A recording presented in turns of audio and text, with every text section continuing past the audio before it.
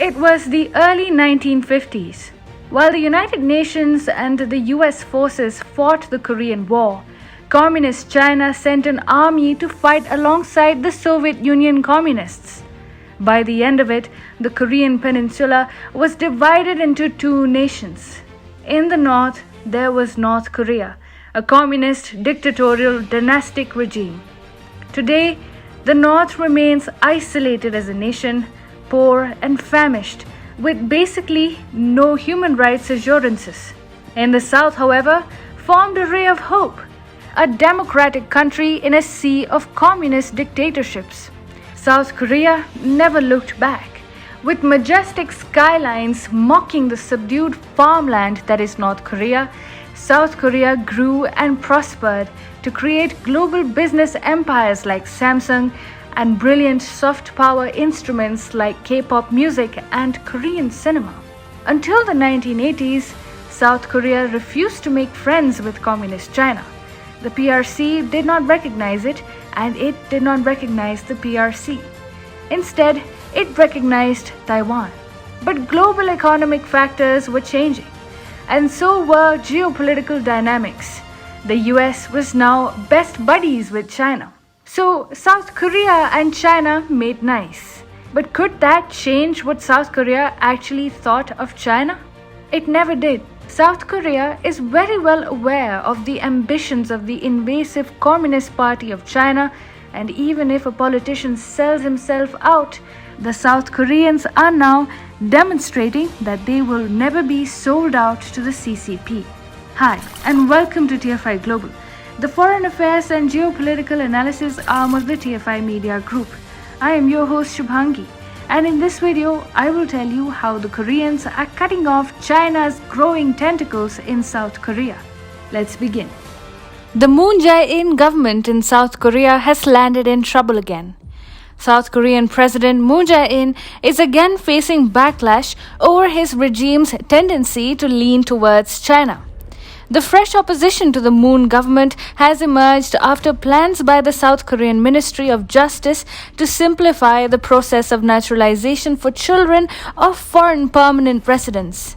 Over 300,000 South Korean protesters are actively opposing the move because they feel that it will benefit mostly Chinese nationals who bear allegiance to the Communist Party back in Beijing.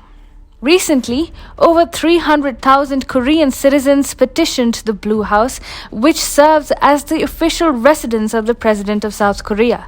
They oppose the planned revision in South Korea's naturalization process.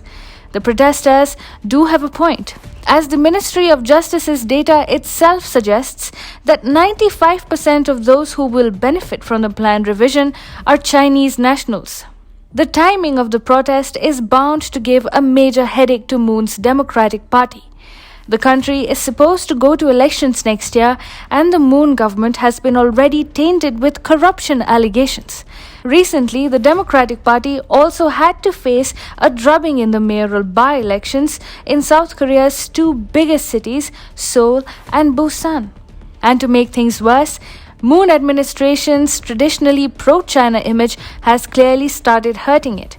The Conservative People Power Party was already trying to make China an election issue, and it seems that the Moon government has got Korean citizens enraged about the growing Chinese threat at a politically crucial time. The protest against MOJ's proposal is pretty consequential for obvious reasons, and the Koreans seem to be opposing the Moon administration quite fiercely. Many Koreans who supported the national petition in opposition to the naturalization measure urged the government to, and I quote, "stop selling our country to the CCP." One of the petitions to the South Korean government stated that it is absurd to solve the issue of low birth rate and aging population through revising the nationality law. It further complained that foreigners can purchase real estate more easily than Koreans and can run for elections and enjoy other benefits while the government ignores its citizens' demands. Korean citizens were bound to get agitated by Moon administration's pro-China plans.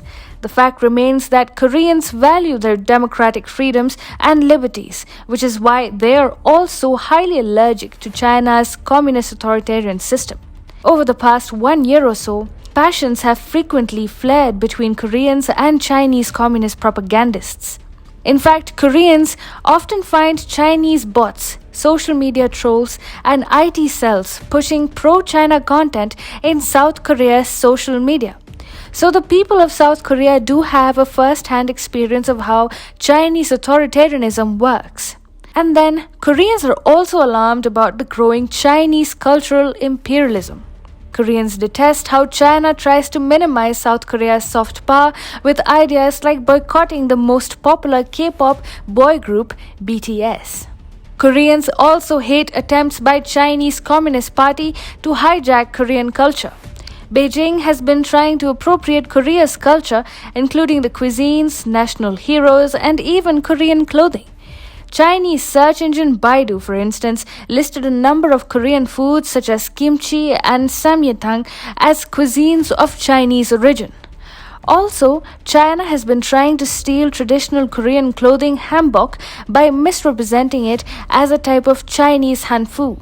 While Koreans notice attempts by the CCP to penetrate communist propaganda into South Korea's democratic society, they also observe that the Moon administration also seems somewhat complicit.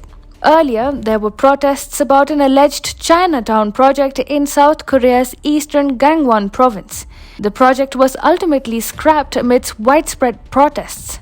Now, when the Korean psyche is extremely agitated, a pro-China modification in acquisition of Korean nationality through naturalization was bound to meet vociferous opposition.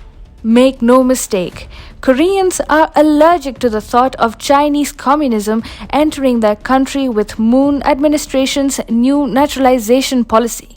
The people of South Korea fear that people not supportive of democratic freedoms and liberties could penetrate their society, and this is why we are witnessing rather emphatic opposition to the Moon administration. The message is loud and clear. Koreans despise the growing Chinese influence and they blame the Moon administration for the entire issue.